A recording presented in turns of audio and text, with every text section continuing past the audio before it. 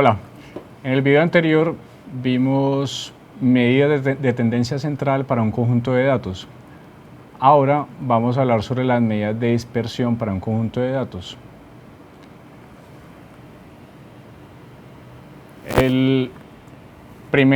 La primera medida que vamos a considerar acá es el rango. El rango es la diferencia entre el valor más grande y el más pequeño de un conjunto de datos. Gráficamente podríamos ver esto de la siguiente manera. Si yo tengo el conjunto de datos ordenado de menor a mayor y lo represento por este rectángulo, aquí estaría el valor más pequeño y aquí estaría el valor más grande. Y esto sería el rango de ese conjunto. ¿Bien? Vamos a ver un ejemplo entonces. En este caso, el valor más grande es 17 y el valor más pequeño es menos 5. Por lo tanto, el rango es igual a 22. Esta medida de dispersión tiene un problema. ¿Cuál será? Vamos a verlo.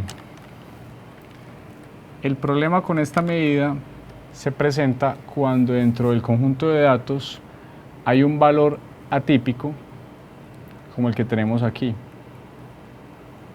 Observen que todos estos datos que están acá están más o menos en el mismo orden de magnitud, pero este, menos 10.000, está muy alejado respecto a los demás. Este se considera en estadística un valor atípico y el rango como medida de dispersión es bastante sensible a un valor atípico. Vamos a ver por qué. Calculemos el rango para este conjunto de datos. El valor más grande sigue siendo 17, pero ya con este nuevo dato, que es el más pequeño, 10.000, el rango sería igual, aquí es menos, el rango sería igual a 10.017. Entonces observen que para el conjunto de datos anterior el rango era 22 y al agregarle un valor atípico el rango pasó a ser 10.017, una variación bastante grande. Es decir, el rango es una medida de dispersión bastante pobre de un conjunto de datos porque es muy sensible a un dato atípico. Una versión mejorada del rango es el rango intercuartil. El rango intercuartil lo podemos también visualizar gráficamente. Si consideramos el conjunto de datos y lo partimos en 4 grupos iguales,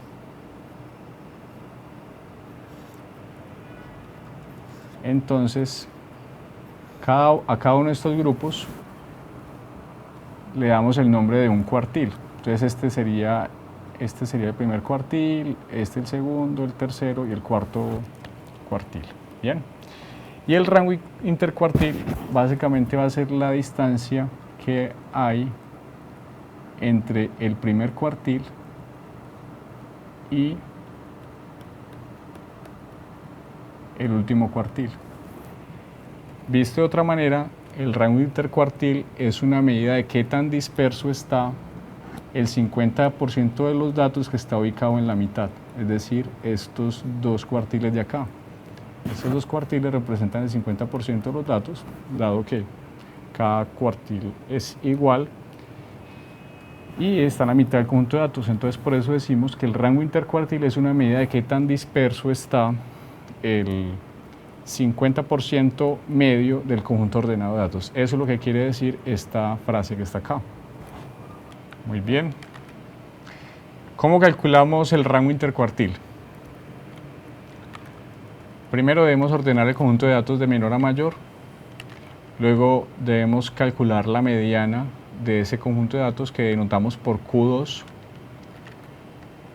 Luego debemos encontrar la mediana del primer 50% de los datos, es decir, los datos que son menores a Q2. A esa mediana la denotamos por Q1. Y luego encontramos la mediana del segundo 50% de los datos que denotamos por Q3. El rango intercuartil sería la diferencia entre Q3 y Q1.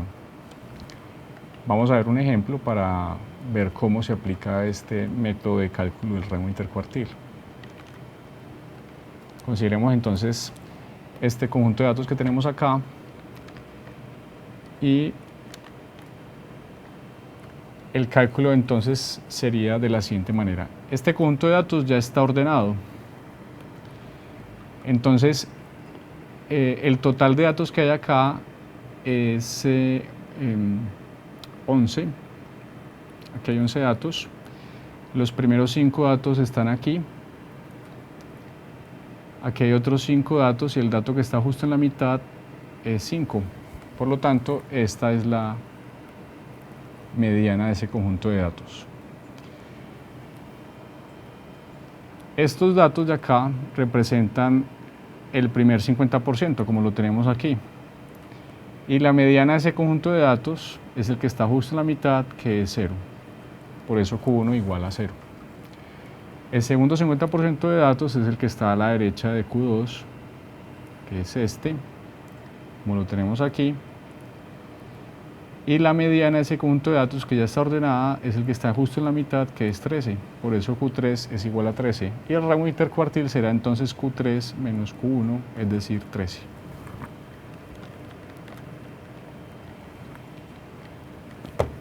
En este otro conjunto de datos tenemos un valor atípico, que fue lo que vimos era un problema en el caso del rango. Vamos a ver que cuando tenemos un valor atípico en un conjunto de datos, el rango intercuartil no es tan sensible a ese valor atípico. De nuevo, calculamos la mediana de este conjunto de datos, que sería el promedio entre 4 y 5, que son los valores que están justo en la mitad, el promedio aritmético, y el primer 50% de los datos, que son estos que están aquí, los tenemos acá, y la mediana, que es el valor que está justo en la mitad. Como este es un conjunto de datos de tamaño par, entonces es el promedio aritmético entre menos 1 y 0, por eso Q1 es menos 0.5. Para el segundo 50%, que son estos, tenemos que la mediana, de nuevo, en este caso será el promedio aritmético entre 13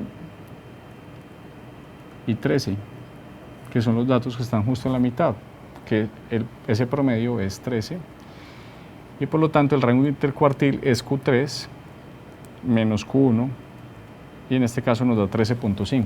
Si comparamos con el ejemplo anterior, nos damos cuenta que el rango intercuartil era 13 y ahora con este valor atípico el rango intercuartil solo cambia a 13.5. Realmente el cambio es pequeño considerando el cambio que tuvimos en la medida del rango. Unas palabras adicionales respecto al rango intercuartil, y es el hecho de que no incluimos la mediana Q1, o en este caso la mediana Q2, no la incluimos dentro del primer 50%, ni dentro del segundo 50%. Lo mismo hicimos, si nos devolvemos un momento, en el ejemplo anterior. La mediana que era Q2 no la incluimos en ningún momento dentro del primer 50% ni dentro del segundo 50%. Hay algunos libros que sí incluyen la mediana. Nosotros hemos adoptado esta primera convención.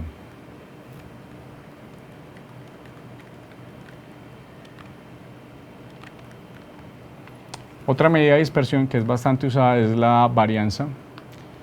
Específicamente, si el conjunto de datos es una muestra, la varianza es muestral, la denotamos por S cuadrado y esta es su forma de calcular. Tomamos cada dato, le restamos su media muestral, recuerden que la media muestral se denota como X barra, y hacemos eso para todos los datos, para todos los n datos, y esas diferencias, cada una de ellas las elevamos al cuadrado, las sumamos y por último dividimos por n-1. Es algo así como un promedio de las distancias que hay entre el dato, entre cada dato y su media al cuadrado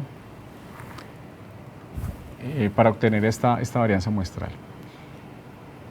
Un dato aquí, una cosa que de pronto ustedes podrán notar y que se podrán estar preguntando es por qué nosotros estamos, en este caso, dividiendo por n-1 y no por n. La razón de eso la vamos a ver al final del curso. Necesitamos hablar primero de algunos conceptos de probabilidad y de estadística inferencial para poder explicar de forma completa la razón de por qué dividimos por n-1 y no por n en el caso de la varianza muestral. Veamos un ejemplo. Si nosotros tomamos estos datos, este conjunto de datos, ¿cómo podríamos calcular la varianza? Una forma de hacerlo es crear una tabla en la que vamos a tomar cada dato. Luego, en una segunda fila vamos a calcular la desviación de cada dato respecto a su media. Nosotros ya habíamos determinado en un ejemplo anterior que la media de este conjunto de datos era -4 en el video anterior. Y luego esa desviación respecto a la media la elevamos al cuadrado, que es esta tercera fila. Esta tercera fila representan los valores, las desviaciones al cuadrado de los datos respecto a su media. Lo que nos dice esta fórmula es básicamente que tomemos esas desviaciones al cuadrado, las sumemos y luego dividamos por n-1. Eso es lo que estamos haciendo acá. Este 638 es el resultado de sumar todos estos datos, que son las desviaciones al cuadrado,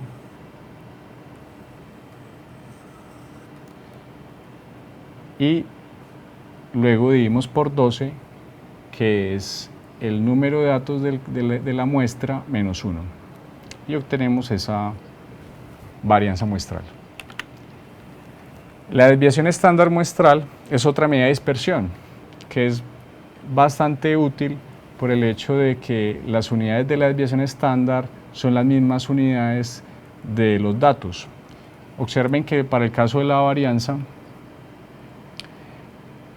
yo estoy elevando el cuadrado, es una suma de desviaciones al cuadrado. Entonces, si los datos son, por ejemplo, están en centímetros, la varianza va a tener unidades de centímetros al cuadrado. En el caso de la desviación estándar, como yo estoy sacando la raíz cuadrada, entonces la desviación estándar va a estar en unidades de centímetros, en las mismas unidades de la variable de interés. Por eso es tan importante la desviación estándar como medida de dispersión. Para este conjunto de datos que tenemos acá, la desviación estándar será entonces simplemente la raíz cuadrada de la varianza que ya habíamos calculado, y eso nos da 7.29. Cuando yo no tengo una muestra, sino toda la población, tuve la oportunidad de recolectar los datos de toda la población, entonces la varianza poblacional ya la vamos a denotar es con la letra griega sigma al cuadrado. Y el tamaño de la población ya no es n minúscula, sino n mayúscula. Y observen que la media, en este caso, no la denotamos como x barra, sino como mu. Y adicionalmente, ya dividimos es por el tamaño del conjunto, no por el tamaño del conjunto menos 1 como ocurría en el caso de la muestra. Eso, como les dije antes, lo explicaremos al final del curso. Por último, la desviación estándar poblacional es simplemente la raíz cuadrada de la varianza y la denotamos con la letra griega sigma. Eso es todo, muchas gracias.